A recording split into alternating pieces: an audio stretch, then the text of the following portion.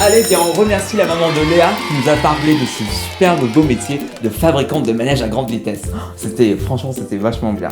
Et maintenant, nous accueillons la maman de Sidonie qui est opératrice de la porte des étoiles. Bon, on va voir ce que ça donne. Voilà. Allez, on applaudit les enfants. Bonjour. Bonjour. Bonjour, donc je suis là pour vous parler de mon métier, opératrice de la porte des étoiles. C'est quoi une opératrice? J'y viens. Déjà, il faut être sûr, est-ce que vous savez ce que c'est que la porte des étoiles? Non. Ah bon? Donc je vais vous expliquer. C'est une énorme infrastructure qui nous permet d'aller dans différentes planètes, univers, tout ça. C'est comme une fusée? Vous conduisez des fusées? Non, c'est pas comme une fusée parce que c'est une porte, donc on a juste à passer dedans et on est arrivé en gros. Et vous êtes allé dans d'autres univers? Vous avez vu des extraterrestres? Moi non, mais parce que mais il y a mais non, pas on a un alien dans l'équipe, donc et je suis pas très loin de sa table à la cantine, donc techniquement j'ai déjà vu un alien. Vous mangez à sa table des fois? Non, mais c'est pas le débat. On est là pour parler de la porte des étoiles. Et faut l'ouvrir? Oui, j'y viens. Il faut l'ouvrir. Et pour cela, il faut maîtriser quelque chose qui s'appelle des chevrons. Comment on s'occupe d'un chevron? J'y viens. Pour s'occuper d'un chevron, il faut appuyer sur un bouton. Et là, je dis chevron 1 activé. Et ensuite, vous avez fini? Non, on a beaucoup de chevrons, donc il faut faire ça pour tous. Ça a l'air ennuyeux. Mais non, c'est pas ennuyeux. Faut être hyper vigilant, il peut y avoir des problèmes. Et c'est déjà arrivé? Non, c'est une machine bien huilée. Mais ça peut arriver, et rien que pour ça, il faut être préparé, quoi. C'est nul! Nous, on va voir les gens qui vont à travers la porte. Non, mais si les gens... si nous, on n'était pas là, les gens qui traversent la porte, ils pourraient pas traverser la porte. Et vous avez jamais eu envie d'y aller vous-même? Si, mais... Ça vous frustre pas de rester assis derrière votre bouton pendant que les autres vont explorer des planètes inconnues avec un alien?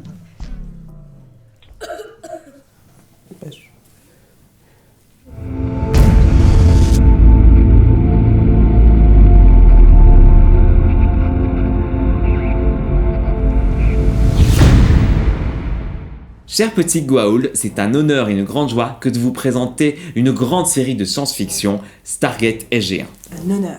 Stargate SG-1 est née sur la télévision états-unienne qui a été diffusée pendant 10 ans entre 1997 et 2007. Elle a été considérée pendant très longtemps la plus longue série de science-fiction avant d'être détrônée par Supernatural et ses 14 saisons.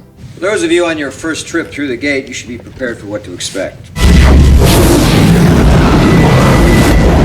Elle raconte les aventures de Samantha Carter, Daniel Jackson, Jack O'Neill et Teal'c, tous membres d'une équipe d'explorateurs militaires utilisant la porte des étoiles. Un moyen de transport alien qui permet de voyager sur différentes planètes de notre galaxie. Grâce à cet anneau de fer, ils vont vivre d'extraordinaires aventures et rencontrer de nouvelles civilisations. Dans le but d'apporter la paix dans la galaxie et atteindre un âge d'or sans précédent dans l'histoire de la civilisation humaine. Mais ça, c'est ce qui est écrit sur leur fiche de poste parce que concrètement, ils vont surtout dégommer du Goa'uld avec des armes d'assaut et des explosifs. I hate to throw a damper on your enthusiasm. Alors, enclenchez tous vos chevrons, faites vos stocks d'ananas et de jello, protégez vos nuques, nous partons tous ensemble pour le rétropilote de Stargate SG-1.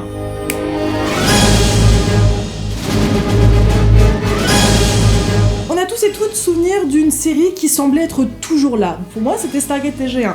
Tu rentrais le midi du collège et t'avais qu'une demi-heure pour manger, pouf, Stargate SG-1 sur M6. Tu te levais le matin et mangeais tes chocs à pic devant quelque chose, Stargate SG-1. Tu rentrais un peu tard le soir, tu trouvais ta mère en train de comater devant Stargate SG-1.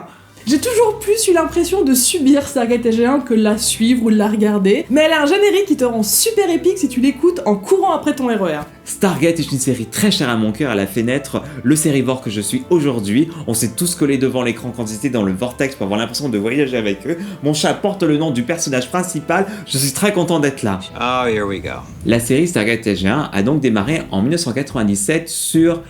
Ah mais ça c'est une bonne question ça. Sur quelle chaîne a pu bien démarrer une série aussi popcorn que Stargate SG-1? C'est parti, suivez-moi. Madame, sur quelle chaîne Stargate a été diffusée? Ça sent bien un truc de la Fox, ça, non? ABC, je dirais. Madame, sur quelle chaîne a été diffusé Stargate TGA?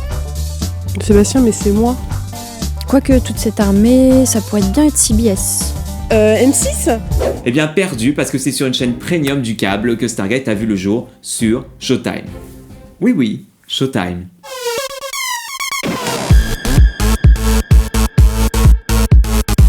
Elle y restera pendant 5 saisons avant d'être téléportée sur Sci-Fi où elle se terminera à sa 10e saison, laissant derrière elle quand même 2 spin-offs, Stargate Atlantis et Stargate Universe. Mais quelle est la source de Stargate TG1 Showtime en 97, on l'a dit.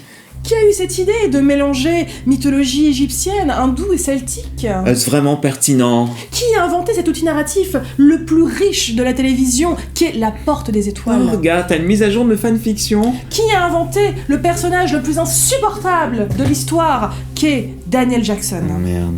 C'est si simple. Pour Stargate, tout commença au cinéma.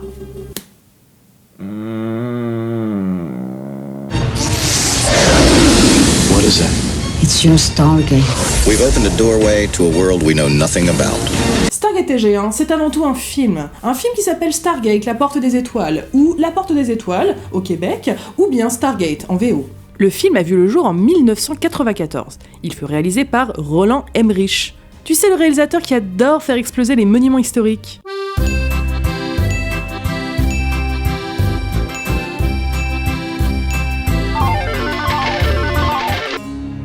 Le film Stargate raconte le destin inattendu d'un jeune égyptologue, Daniel Jackson, appelé par l'armée de l'air américaine pour étudier un mystérieux objet découvert en Égypte, la porte des étoiles.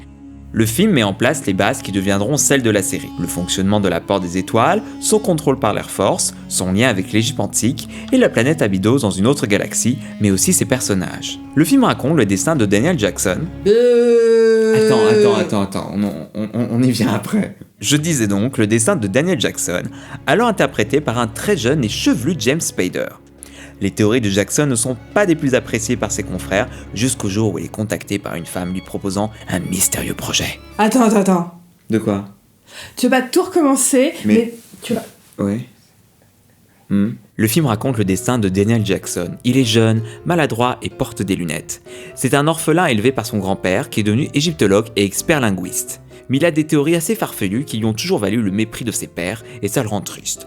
Mais un jour, une vieille personne étrange, richissime, vient lui proposer un projet de traduction d'une langue ancienne. Et comme il est super malin, il découvre qu'il y avait une lettre qui était mal traduite et ça change tout. Cette découverte lui ouvre les portes d'un projet secret colossal, à la fois scientifique et militaire. Son expertise va lui valoir une première place dans cette expédition où il sera accompagné de gros soldats bien armés, dont une personne blonde qui fait toujours la gueule. Grâce à lui et ses connaissances, ils vont pouvoir franchir tous les obstacles rencontrés. S'ensuit aventure, bataille, explosion, machine volante, rencontre avec une princesse et alliance avec les populations indigènes pour une victoire explosive. Pour éviter qu'on vienne embêter les habitants, l'expédition se met d'accord pour les cacher à notre monde. Mais notre héros décide lui de se faire passer pour mort pour rester avec eux et épouser la fille du chef, The End. Pourquoi personne n'en parle jamais? C'est dingue! Le but de Roland Emmerich et le scénariste Dean Devlin, c'était ça. Star Wars ça a bien marché, et Indiana Jones aussi, les gens ils kiffent bien l'archéologie. On mélange les deux et paf, ça fait des chocs à pic. C'est donc un film plein d'aventures, de découvertes, de vitamine D, de pyramides pyramidales. Un film fin, raffiné, qui traite avec respect de la mythologie égyptienne. Ce qui a donné ça. Mais respect à Toutankhamon, du con. Oui, on sait, le film Stargate a son fan club. On respecte ça, hein, mais... J'étais obligée de le regarder 3 fois pour écrire l'épisode. Elle m'a fait suivre son expérience. Oh, pitié. Oh, non. Mais respect à Toutankhamon, du con. Oh oui. Je savais pas que c'était la fin. Je suis désolé, j'avais pas revu le film depuis 10 ans, c'était une autre époque. Une autre époque? Je n'ai pas le temps pour ces bêtises. Donc initialement, le film Stargate devait être le premier film d'une nouvelle saga pouvant rivaliser avec Star Wars. Mais même avec son petit succès, il n'a pas réussi à suffisamment s'imposer dans le cœur du grand public. Et de toute façon, Roland Emmerich est parti s'occuper d'un autre projet juste après. Mais Stargate, le film, avait quand même retenu l'attention de certains studios. Stargate au ciné, ça va pas le faire finalement, mais ça a tout plein d'éléments qui pourraient trop marcher à la télé. L'adaptation de films en série, ce n'est pas nouveau et c'est une formule qui marche plutôt bien. Un film médiocre racontant l'histoire d'une tueuse de vampires peut devenir un chef-d'œuvre de télévision étudié dans les universités. Établir un parc d'attractions mettant en scène des robots cow-boys est une idée qui mérite un développement supérieur à la durée d'un film. Parfois, l'univers d'un film a besoin du format sériel pour s'épanouir et explorer son propos et ses personnages. Et Stargate avait énormément d'éléments pour en faire une chouette série, mais beaucoup de choses ont changé durant cette transition. O'Neill s'écrit avec 2 L, le Goa'uld passe de l'humanoïde au stade larvaire, Abydos déménage de notre galaxie, Shaori s'appelle maintenant Charé. Le film aujourd'hui est plus considéré comme un premier jet, plutôt que d'une œuvre canon de l'univers. Car bon, il fait quand même des choses à revoir et à laisser derrière. Mais respect à Toutankhamon du con. Le pilote de la série fait très bien le job tout seul. Il vous expose l'univers de Stargate, il pose des bonnes bases qui vont servir pour les 10 prochaines années. Et il est d'ailleurs temps de commencer enfin la présentation de ce pilote, mais voilà, on voulait insister là-dessus, vous n'êtes vraiment pas obligé de vous taper le film avant de commencer la série. Exactement. Attends, quoi ? Alors comment est-ce qu'on adapte un film comme Stargate ? À quoi va ressembler une série qui va traverser une décennie ? Le pilote de Stargate SG-1 a la dure tâche de devoir faire le pont entre le film et la série. Le résultat est dense, dure 1h30. C'est un double épisode appelé Children of Gods, ou Enfants des dieux en français. Mais on s'est dit qu'on avait réussi à vous faire comprendre l'intrigue abracadabrantesque de Once Upon a Time, donc Stargate, ça allait le faire pépère. Déjà on reprend l'histoire, on l'avait laissée à la fin du film. La Porte des Étoiles est à la retraite depuis que le dernier commandant d'O'Neill est revenu. Du coup, elle sert plus à rien, à part pour étendre vos bâches, et les soldats qui la gardent passent leur temps à jouer au Kems et à mansplainer leurs collègues. Aren't you guys afraid of an officer coming down here or something? Trust me, nobody ever comes down here but us. Mais la Stargate, elle est too cool for school, alors un jour elle dit « Bitch, I'm back !» et elle enlève sa bâche en étant super fabulous. I'm back! Have a girl, put the bass in your walk, head to toe, let your whole body talk. Il en sort des soldats a priori pas sympas, puisqu'ils tuent nos chers américains, écrasent leurs chips ondulés et prennent évidemment l'unique soldat en otage. Donc panique à bord et le papa de Dana Scully il comprend rien parce que 1. C'était pas lui en charge à l'époque et 2. Le rapport du lieutenant général O'Neill disait qu'une bombe avait été laissée en arrière pour tout péter et empêcher l'utilisation de la Stargate vers la Terre. Donc il se dit, on m'aurait menti. Ils vont retrouver Jack O'Neill qui est à la retraite comme la Stargate. Doit-on voir là un parallèle subtil entre Jack et la Porte des Étoiles ? Tous deux imposants physiquement mais à la mécanique complexe, se cachant sous une bâche littérale pour l'une et pour l'autre une bâche de culpabilité, de mal-être et de doute. Peut-être est-il temps pour Jack O'Neill de se dévêtir de sa bâche, de laisser voir le vrai lui et comme la Stargate, laisser les autres entrer dans son cœur.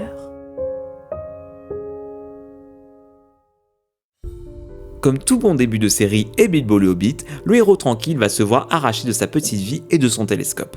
Et comme vous pouvez le voir, il est ravi. Le général il lui fait « Eh mec, c'était quoi le deal ? T'avais dit que t'avais fait tout exploser là-bas. » Et O'Neill il est en mode « Parle à ma main, je suis à la retraite. Et non, j'ai pas tout fait exploser là-bas. Parce qu'en fait, il y a une population quand même. Et le meurtre c'est mal. » Vous l'aurez remarqué, dans Stargate SG-1, le lieutenant général Jack O'Neill n'est plus Kurt Russell et sa coupe d'Action Man. Il coule à présent des jours tranquilles sous les traits de Richard Dean Anderson, alias...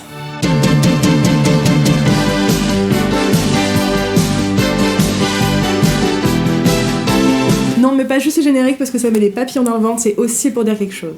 La raison principale pour laquelle le public se rua sur le pilote de Stargate en 97, c'était principalement pour y voir le comeback de Richard Dean Anderson, plutôt absent des écrans depuis la fin de MacGyver.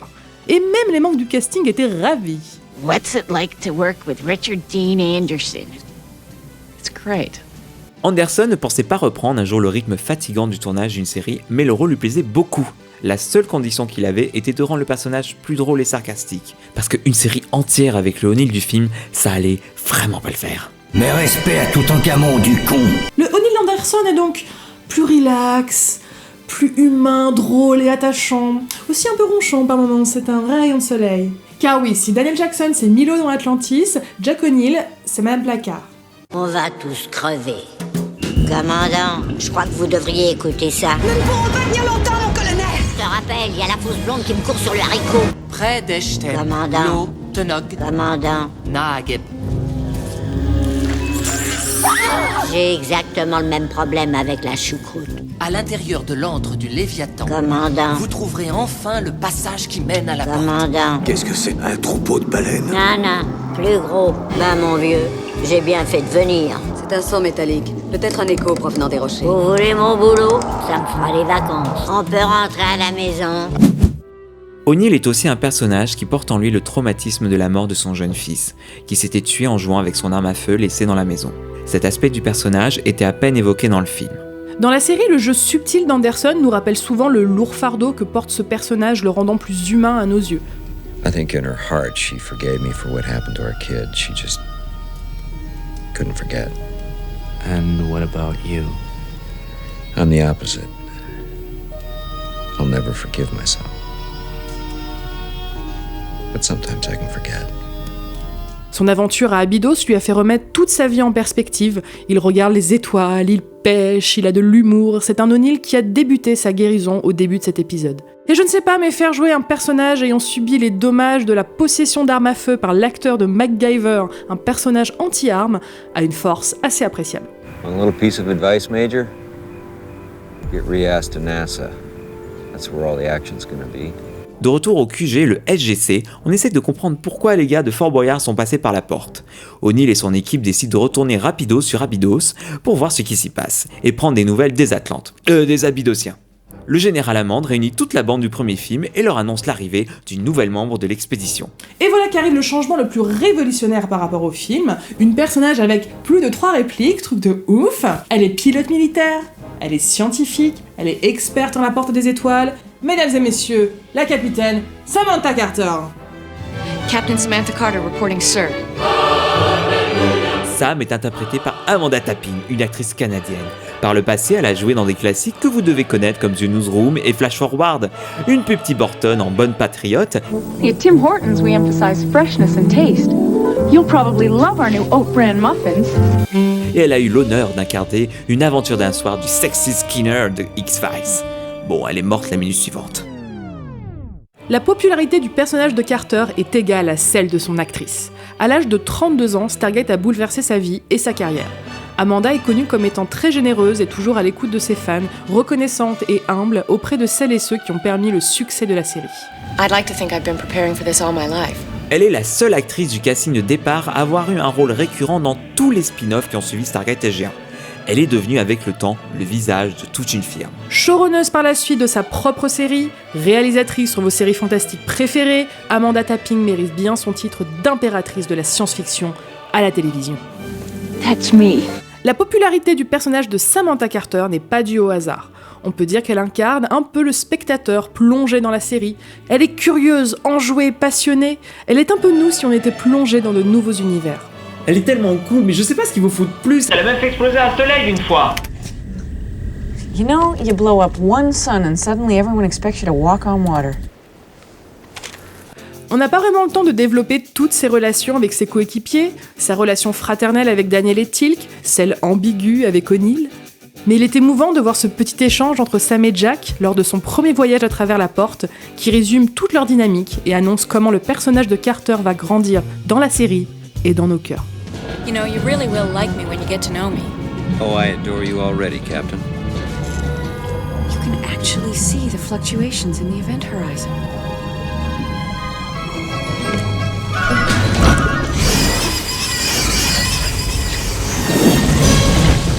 Arrivé là-bas, visiblement tout est calmos à Abydos. Daniel Jackson est toujours là, toujours marié à Shari, la fille du chef. Pendant qu'ils boivent l'apéro dans des mini-canoës, Daniel leur apprend qu'en fait, il n'y a pas juste 2 Stargate, c'est en fait tout un réseau de Vélib dans l'univers entier et que les méchants soldats venaient sûrement de l'une d'entre elles. Daniel, what are you talking about? Alors, Daniel Jackson... Daniel Jackson. Alors, Julia adore Daniel Jackson. Je l'aime autant qu'une endive-crue. Est-ce que tu veux nous présenter Daniel Jackson, Julia? Eh bien oui, allons-y. Et veuillez garder bras et jambes à l'intérieur du manège. Daniel Jackson est un bourgeois. Non mais commence peut-être par le début. Dans le film, Daniel Jackson était un jeune linguiste allergique à la cacahuète, très doué dans son métier. Dans la série, nous le retrouvons donc habitant sur Abydos, marié à la fille du chef qui lui a été offert en cadeau pendant le film. Et cette fois sous les traits de l'acteur Michael Shanks. Ma cruauté envers Daniel Jackson vous paraît peut-être violente et elle est sûrement due au fait que les initiales du mec sont DJ et je n'ai vu qu'une seule saison de Stargate SG-1. Mais je sais pas, j'ai jamais eu confiance en ce mec, il est à la tête de ces gars qui viennent te voir en disant « Ouais, mais moi, j'ai mis la saison 3 de Twin Peaks dans mon top 10 des films de l'année, tu vois. » Dans le pilote, il traduit 2-3 trucs, mais la plupart du temps, il chouine, se mouche et se fait servir de la bouffe directement dans sa bouche par sa femme. Daniel Jackson a également tous les charmants aspects du trope narratif du Mighty Whitey, un cliché présent dans énormément de films, livres et séries où un personnage blanc se verra intégrer une culture de personnes racisées différentes de la sienne, dont il acquérera toutes les traditions et les valeurs pour au final devenir, on ne sait pas trop pourquoi, une figure de chef au sein de cette culture. La page dédiée à ce cliché sur le site TV Tropes précise d'ailleurs que des points supplémentaires sont donnés si le Mighty Whitey en question épouse en bonus la fille du chef au cours du récit. Donc félicitations DJ. No, please don't do that. Bon, là on dirait que Monsieur Jackson n'est qu'un affreux Jojo, alors que pas du tout. Daniel démontre toujours de la sensibilité et de l'empathie pour toutes les civilisations que la bande croise. Sa maladresse est charmante et il apporte un peu de diversité dans ce groupe de militaires. C'est lui qui incarne l'attrait pour la connaissance, les mythologies, les légendes. Donc forcément, on avait tendance à beaucoup s'identifier à lui en regardant la série enfant. Et oui, il a beaucoup marqué mon adolescence puisque ma meilleure amie en était amoureuse et quand on faisait nos familles de Sims, j'avais la famille Elijah Wood et elle était mariée à Michael Shanks. Donc j'ai passé pas mal de temps à créer des Daniel Jackson en forme de Sims et c'est peut-être pour ça qu'on a une relation conflictuelle. So, Dr. Jackson, tell me more about Sharae. How did you meet? Sharae, well, she was a gift. She was, actually, from the elders of Abydos the first night we were there. And you accepted? Hold up. En parlant de la fille du chef, Sharae se fait évidemment enlever par les méchants soldats qui débarquent à nouveau, ainsi que le gamin fan de salut militaire qui est un peu le fiston par procuration de Jack. Du côté ennemi, on découvre que, surprise, les méchants sont en fait des vers aliens aux formes très phalliques. Ils s'appellent les Goa'uld, champions de l'appropriation culturelle en se faisant passer pour nos dieux mythologiques pour asservir les humains et nous utiliser comme autres où ils vont vivre bien au chaud. Daniel Jackson veut retrouver sa femme, donc il dit au revoir à son peuple d'adoption dans un discours plein d'émotions. You come back? No, I can't. Nobody can. That's what I'm telling you. Not for a long time. Je l'affirme bien haut! Je joue mal! Et après moult blabla, ils utilisent la Stargate vers une autre planète où se situent les Goa'uld. Mais oh non, c'est trop tard, Sharae a déjà été choisie par un alien beat et se retrouve possédée, n'ayant plus aucun souvenir de son mari chéri. Et alors là, c'est le bouquet final. Le chef de la garde des Goa'uld se rebelle contre ses patrons parce qu'il s'est rendu compte que l'amour est plus fort que la haine et que déshabiller des femmes pour leur faire rentrer un verre juste dans le dos de la nuque, ça craint un max, même pour une série des années 90. C'est vraiment le pompon. Il aide nos héros et décide de partir avec eux pendant que les gardes figurants sont morts par terre comme des étudiants théâtre qui font leur exercice de respiration. What's your name? Teal'c. Le chef de la garde, c'est Teal'c, interprété par Christopher Judge, qui viendra compléter la petite bande de SG-1 pendant 10 ans. Il sera la clé de voûte de cette formation militaire parce qu'il sera l'élément commun à toutes ces différentes compositions. Il est quand même au générique de 213 épisodes sur les 214 de la série, et en plus, pendant que O'Neill était parti au Pentagone, que Carter est parti bidouiller des trucs sur la zone 51, ou que l'autre DJ il est allé voir si c'est les aides de lumière si j'y suis, eh bien Teal'c, il est toujours resté fidèle au poste. Il n'est pas très présent pendant ce pilote, c'est un peu compliqué de vous le présenter. C'est pas le personnage le plus bavard de la série, mais dans cet épisode, il parle vraiment peu. Son changement de fusil d'épaule est amené que par le jeu interne de Judge, qui nous joue un Teal'c qui doute en silence du monde violent dans lequel il vit. Et puis il y a ce moment étrange où ils commencent tous à parler anglais entre eux, mais bon, soit. Mais du coup, quand Jack parle à Teal'c, bizarrement, il le comprend. Je sais pas s'ils ont un moment Pocahontas et John Smith qui communiquent avec le vent. Il n'est jamais expliqué pourquoi tout le monde va se mettre à parler anglais dans la galaxie. C'est pas nouveau dans la fiction, mais ça fait toujours bizarre, alors que dans le film, tout le monde parlait l'ancien égyptien. Du coup, en une phrase, O'Neill chope la confiance de Teal'c, qui se retourne contre tout le monde, et les suit, et... J'avoue, c'est pas le moment le plus fifou de logique du scénario. Mais le Teal'c, au fil de la série, est un personnage qui va vivre une évolution assez intéressante, de plus qu'il appartient au camp ennemi, ce qui va être un sacré avantage. I am a Jafar, bred to serve that they may live. Teal'c n'est pas un Goa'uld, c'est un Jaffa. Les Jaffa servent à porter, comme des kangourous, les larves pas encore mûres des Goa'uld, apportant une grande force et une quasi-immortalité à son porteur et sa porteuse. Teal'c n'est donc pas possédé par Junior, comme l'appelle Jack, il a encore son libre arbitre, mais il est aliéné par un rapport conflictuel qui va le perturber tout au long de la série sur sa vraie nature. Teal'c ne se sentira jamais vraiment libre de l'emprise des Goa'uld tant que cette chose sera toujours en lui pour le maintenir en vie. De cette colère, il en tirera sa force qui le poussera par le biais de SG-1 à libérer la galaxie de l'emprise de ses anciens maîtres. Et pour terminer, une anecdote que je trouve super chou. Judge et Ganderson se sont déjà croisés des années plus tôt dans MacGyver, où ils se sont taquinés, fait des roulades et ont fait les fanboys sur Archimède. Archimedes, huh? Sounds like a cool dude, but who does he play for? C'est donc avec Teal'c que commence la fin du pilote. Il y a une baston pendant qu'ils essayent d'ouvrir la porte, puis il y a des vaisseaux, puis il y a encore la baston, puis des explosions, puis ça recommence. Je me demande si c'est vraiment nécessaire, toute cette violence. Non, ça va. On sauve les prisonniers, vive l'amitié, et Dieu bénisse les États-Unis d'Amérique, good night. On vous l'a dit, c'est dense. Now what? Voilà, on vous a présenté les personnages principaux de Stargate SG-1 dans ce pilote, mais il y en a un qu'il ne faut pas oublier. Un qui prend beaucoup de place d'ailleurs. Parce que oui, avec Stargate SG-1, vous l'aurez compris. Faites de rire! Vous êtes dans l'armée maintenant! L'armée et la science-fiction ne sont pas étrangères l'une de l'autre. Elles se sont souvent regardées comme ça, de loin, un peu comme deux adolescents. Elles se sont dit « qu'est-ce qu'on serait bien ensemble ?» Et depuis, ça ne s'est pas vraiment arrêté, jusqu'au point où un sous-genre est né, la science-fiction militaire. Greetings from Earth, Dr. Jackson. L'armée est très présente dans beaucoup d'œuvres de science-fiction que nous aimons. En littérature, ça se traduit par des ouvrages aux couvertures chargées.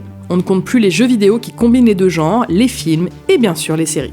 Parfois, l'utilisation de l'armée dans la fiction est un moyen d'aborder des sujets difficiles liés à l'activité des soldats. Faire une critique de la guerre avec toute la violence, la tragédie et l'injustice qu'elle crée. L'occasion aussi de parler des maladies mentales liées au stress post-traumatique que vivent les militaires. En bref, un vrai point de vue sur une organisation qui mériterait une réflexion et non pas une glorification. Une analyse avec des propos non intéressés pour éviter la propagande et parvenir à donner une réponse à la question sempiternelle, la guerre, mais à quoi bon ? Bon bah dans Stargate, c'est plutôt à ce niveau-là.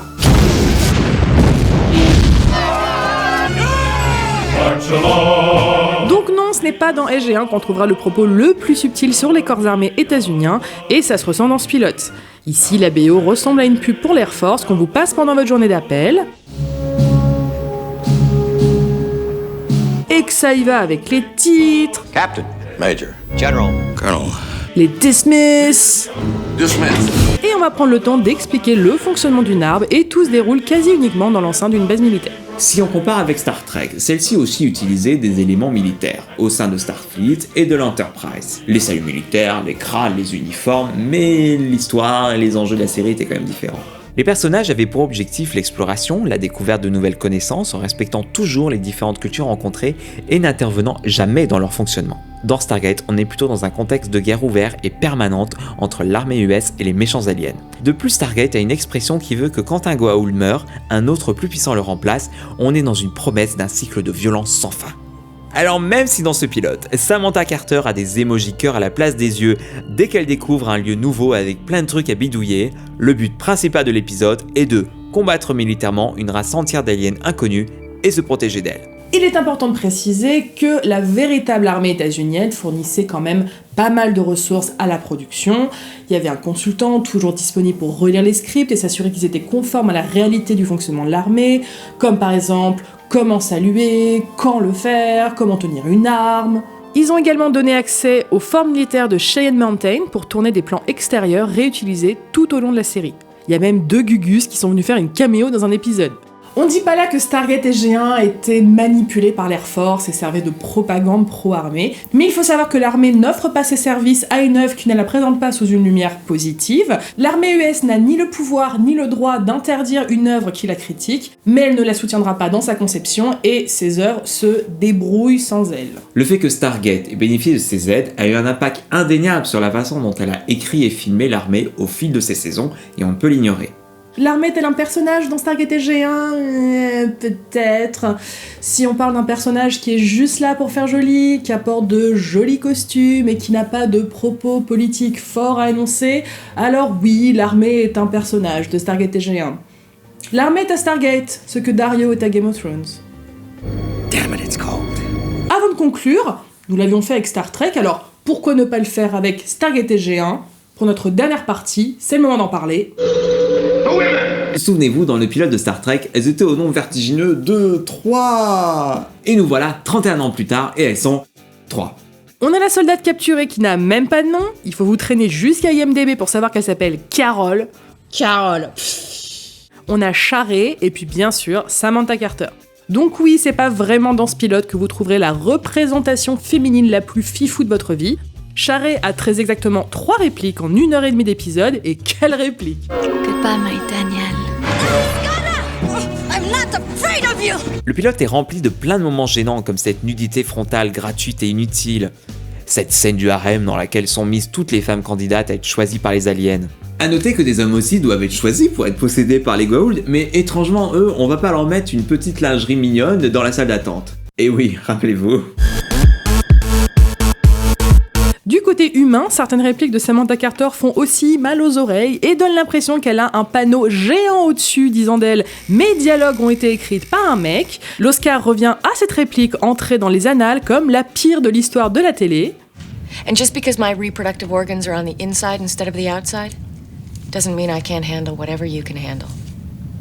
Amanda Tapping avait d'ailleurs fini par se plaindre auprès de l'équipe de scénaristes en demandant à ce qu'ils écrivent son personnage comme ses collègues masculins et stopper l'incessant « Regardez la femme forte avec un flingue ». Il est important de noter que tous ces aspects dégradants n'étaient pas du tout du souhait du showrunner. Il s'en est d'ailleurs débarrassé dans le nouveau montage du pilote en 2009 où il a fait supprimer les scènes de nu des actrices, la scène du harem et la réplique grinçante de Carter. Bon, sinon vous remarquerez que Samantha est la seule femme de l'équipe SG1. C'est un phénomène qui semble souvent marquer la science-fiction.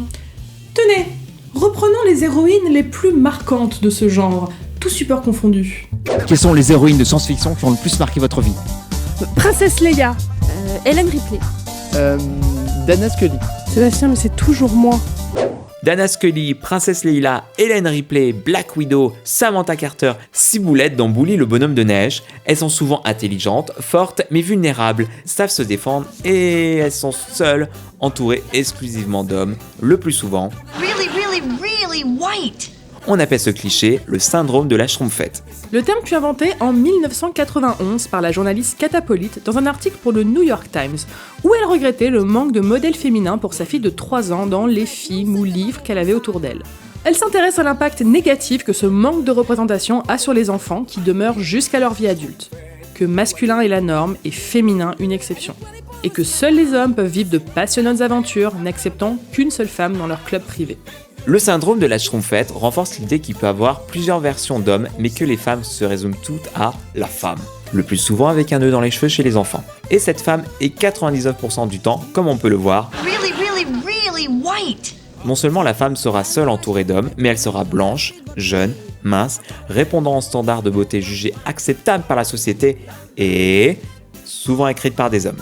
Samantha Carter est considérée comme l'une des femmes fortes de la science-fiction, et à raison. Sam a servi de modèle à beaucoup pour son intelligence, son courage, son humour, sa soif de connaissance, et pourtant il est important de pointer du doigt sa solitude comme un problème.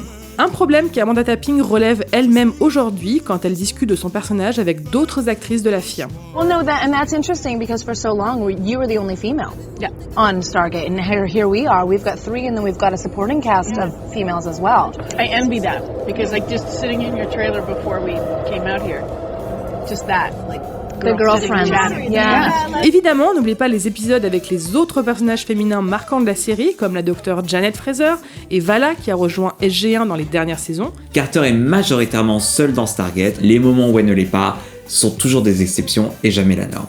Le souci du syndrome de la Schtroumpfette n'a pas commencé avec Carter, mais ce n'est pas non plus stoppé avec elle. Il est toujours présent dans les films les plus lucratifs et les plus acclamés aujourd'hui, et on a souvent ce genre de réponse quand on pointe du doigt le problème.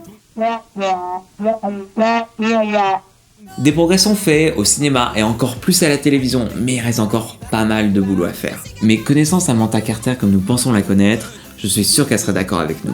Mais il faut rendre hommage à ces Schtroumpfettes, car elles ont marqué nos vies. Et elles sont trop extraordinaires pour qu'il n'y en ait qu'une de chaque. Il faut cesser ce défilé de Schtroumpfettes. T'as dit quoi là? Le défilé de Schtroumpfettes?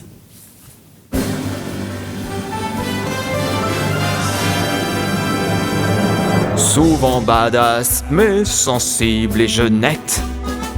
Admirez les Schtroumpfettes. Les hommes ont cet éventail de facettes.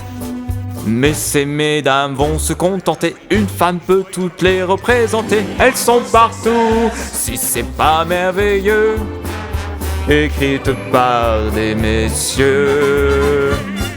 Les films, jeux ou bien séries télé, le test Bechdel peut se recoucher. Admirer ce défilé de Schtroumpfettes. La première vient de Big Bang Theory, où règne une puante misogynie. Depuis, le cast a atteint une certaine parité, mais elle est restée seule pendant une éternité. Jessica Jones a sa série à elle, mais dans les Defenders, c'est loin d'être proportionnel.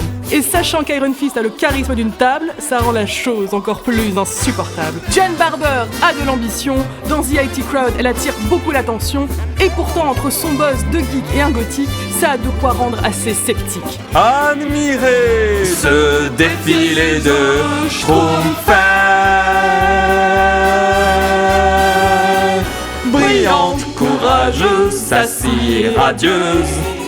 Admirez les Schtroumpfettes.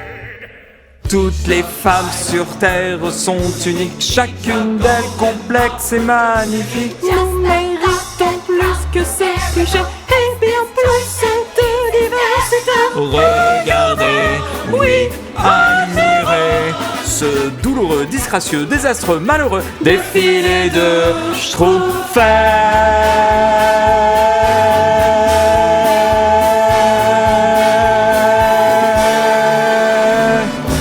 Stargate SG-1 est une série, comme on vous l'a dit, avec un pilote un peu long.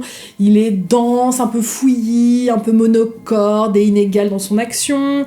On se tape quand même des longues scènes de réunions militaires et des scènes d'action un peu bourratives. Ce pilote, c'est un peu un double cheese réchauffé au micro-ondes. Mais on sait que la tâche d'un pilote n'est pas facile, et la firme Stargate avait de grandes ambitions qui ont payé. Même si elle n'a pas toujours grandement emballé le public et la critique, Stargate SG-1 a quand même réussi à traverser toute une décennie, malgré un changement de chaîne, des audiences moyennes et des changements de casting récurrents. Elle a surtout su rassembler autour d'elle un immense fandom solide et s'imposer au panthéon des séries de SF que l'on retiendra toujours dans l'histoire de la télévision. Ce n'est peut-être pas grâce à son pilote en lui-même, mais grâce à ces super éléments narratifs qui débutent sous nos yeux. La rédemption d'O'Neill, la passion de Carter, leur relation dans l'équipe, la force et la motivation de cette petite bande pour se battre contre un ennemi 1000 fois plus puissant qu'elle, la soif de découvrir de nouveaux univers aux possibilités infinies, et cette fracking porte là, regardez-la, écoutez-la. A-t-on fait plus badass depuis ? Tous ces chevrons qui feront la série s'enclenchent dans ce pilote d'1h30 et sont les coordonnées vers l'univers de Stargate qui vous ouvre les bras au début d'une longue épopée. Now what? Dans le pilote de Stargate, vous trouverez du kaki, des téléphones rouges, des armes, un regard caméra de 10 secondes, des raw,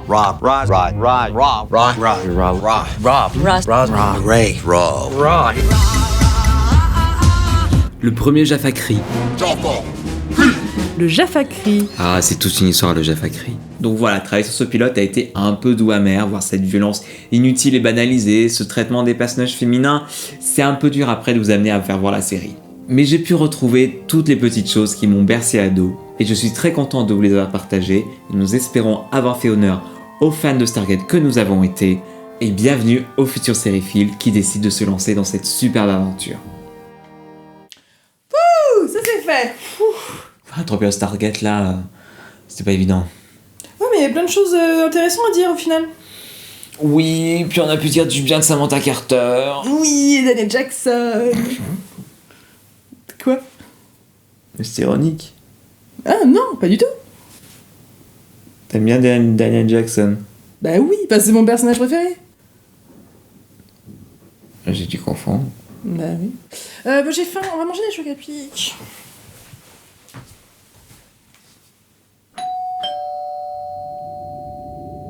Tu réponds ?